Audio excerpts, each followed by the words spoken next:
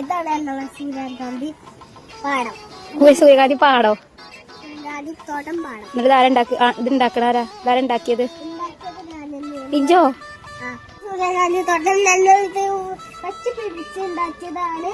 അത് ഉണ്ടാക്കിയത് എന്റെ ഇമ്മമ്മയാണ്. ഞാനും ഇമ്മമ്മയാണ് കൂടി കുഴിച്ചിട്ടത്. ഒന്ന് ഞാനും ഒന്ന് ഇമ്മമ്മൻ്റെതുമാണ്.